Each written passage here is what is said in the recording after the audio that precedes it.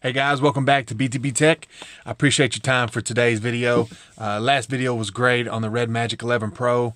It was very fun to try that phone out and play with it. I enjoyed the phone a lot, and I appreciate all the engagement that we had for that phone on the comments section, and hopefully we can keep that up. That was very fun for me to be able to interact with you guys. So today we're going to do a phone that's a bit different. It's more of a niche kind of phone. It's a phone that if you used one before, you're probably going to love it. If you haven't, you might not. Let's talk about it. Today we're going to be looking at the Unihertz Titan 2, which is a new QWERTY keyboard style phone, which is, I won't say a direct copy of the Blackberry, but Blackberry was what they went by. So everybody, there's a lot of people out there who right now are trying to get the Blackberry back, trying to get the company to come back and start making phones again. There's a lot of people out there that love the Blackberry. So having this Unihertz Titan 2, there was a Titan one before that, and they make some other phones that have the keyboard. This is the only one I have though. It is a cool thing to have. So somebody like myself who really never used this Blackberry got a chance to finally use this one, and I'll tell you about my experience. So here are a few specs real quick of the Unihertz. 4.5 LCD 1440 by 1440 60 Hz display with a 2-inch subscreen on the back. You've got clocks, your music player, obviously a notification flash. It's running Android 15, a Dimensity 7300 chip, 12 gigabytes of RAM, 512 gigabytes of storage. You have a 50 megapixel main camera with your flash, and I think it's an 8 megapixel telephoto lens, I think, on the back. On the front, you have a 32 megapixel selfie camera. It's got a 5050 milliamp battery, and it's got 33 watt charging. You have your power button and fingerprint reader on the side, volumes up and down, IR blaster. You have 2 programmable buttons, your USB Type-C, your speaker, the one speaker, by the way, and your microphone. So I want to talk about real quick some things that I enjoy about this phone. So I do like the fact that we have a keyboard, right? And the cool part about this keyboard is let's see, if I go to Google, you hear the clicking. It does have a great feedback when it comes to all the clicking that it does. And also this, let's see, if I go to my apps, let me go to my app drawer. So this on the keypad will swipe up, down. I don't have any left and right really, but it will work that way. It'll help you click on stuff.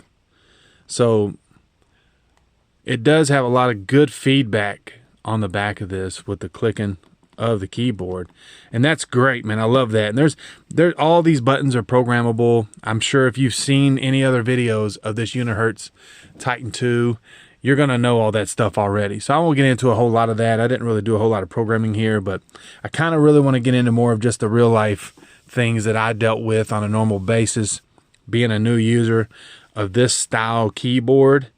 Because I have not had one in a long time. I had some sidekicks, things like that back in the day, but it was still a bit different for me using this in 2025. So the first thing I want to say is that the screen itself is pretty good. I don't have any complaints with that, man. It's really nice. I mean, you know, if it's HD, it's HD. I didn't have a whole lot of graininess or anything like that, so I don't have no problems with that. The cameras, for the most part, for what they are, were pretty good. No issues really there either. The screen on the back was cool, you know, to check the things you need to check, and battery life you can see. You could turn the camera on. You can see us here. You can use the front camera from there. So those features are cool. I really like those a lot. It's nice to have those features on here. This is a case, by the way. If you didn't see my unboxing, it came with it. It's a sticker my son gave me to put on my phones. But yeah, it's got this leather texture on the back, and I really like that. It's really good to grip and hold. The phone feels good in the hand, even though it's got that really square body on it. The things I have gripes about is the one-handed use, which, you know, I guess really and truly, if you're buying this phone, you're not really trying to buy it for one-handed use, but this is a great phone for people to stop texting and driving, because it is extremely difficult, and I've got big hands, to get over here one-handed, right? So there's no way. It's a two-handed phone. No matter what you think, it's a two-handed phone. Now, you can go to, let's say, Instagram. You could go to Instagram, and it's great for that. You can scroll one-handed, no problem whatsoever. Click on things. But when it comes to typing, absolutely not. Absolutely not. That is not going to work. So that is a turnoff just for me, because I lay in the bed a lot, use my phone, play with my phone, and I usually am a side sleeper, so I'm not over top of myself like that, because I'll tell you right now, I've dropped my phone more than once on my face in the bed, two-handing it over top of my head. And if I do that with this phone, I'm going to probably knock myself out, because this phone is thick, it's heavy, and it's squared off. That's just an injury waiting to happen. So I do a lot of laying on my side, and I cannot use this phone laying on my side. So basically, when I'm ready to go to bed, I just need to go to bed. So that's a problem for me, which might not be a problem for everybody. Again, everything I'm saying other than specs are just my opinions. So please take it at that. There's definitely some issues with some apps not fitting the screen correctly. The cameras aren't working correctly sometimes with filling out the screen. But, you know, those are little things if you're expecting to expect that. The other issue that I really have is the one speaker. It is horrible. I do not recommend that at all to try to listen to things. I mean, it's fine, it's loud enough, but it doesn't have any bass. It really has nothing, if I'm being honest. So here's an example. The BTB Tech, thank you for joining me. Real quick, I'm gonna try to make this video as fast as I can. I've noticed through the videos that I've been posting that I'm keeping attention around. You can see that a notification indicator on the front, one on the back, something. You know, the flash when it goes off is great, but if I don't go to it right then, I'll never know. You can kind of just see that how the video doesn't really fill out the screen without you zooming in on it. The speaker is not great, and I know that a lot of people who are going to buy this phone aren't really getting it for that, so that's fine. There's no issues with phone calls. There's no issues with text messaging and getting those coming through, the notifications. The one problem I have had that I cannot fix is Bluetooth through my vehicle. Anytime I try to make a phone call through it, it is scratchy, white noise coming and going through it. I cannot make a call with this Bluetooth wise in my vehicle. So I don't know if it's just my unit, but that is a problem that I did face. So you can kind of take that for what it is.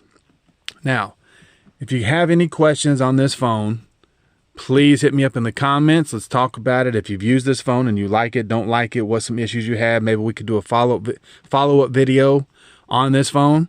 I used this phone for about a week straight, and you know, I got mixed feelings with it. I like it. I think it's cool. It's a great concept. I hope that Blackberry does come back. I hope Unihertz continues making it. I really wish it was more like the Key 2, I think, is a better option for me, and obviously way, way, way thinner. I mean, this is a hoss. Okay, that's a hoss. It's a lot to put in your pocket. It's not great to carry with the corners on it. So great try. I think it's a great phone for the most part for what it is, if you're buying it for what it is. This phone for me is a 5.5 out of 10. I'm not saying to not use it. Please, if you think it's interesting, go try it out. I think everybody should try every phone they can ever try, because there's always something different. There's always something that you're not used to having. And there's ideas out there that most people aren't ready for. So try it. You know, you can go to Unihertz's website. I think the phone, I got this one for like $379, I think, plus tax, shipping, whatever. But you can find them on eBay. If you want to go that route, that's perfectly fine. But I 100% recommend this phone. Give it a try. It just didn't work for me as an everyday carry. So I kind of just bring it along sometimes to kind of play with, show it off to people. I think it's a good phone to do that with. And there's other people out there that will probably use this as a good budget-friendly phone. And it works great. So, you know, there are some caveats to that. And there's some things that, you know, I have issues with that you might not. You might be perfectly fine with. So keep that in mind, please. This is a good phone to have, a good budget-friendly phone. I think Unihertz is really trying their best and doing a great job at it. If you got questions, hit me up in the comments. I appreciate your time. Thanks for watching. We'll see you guys in the next one.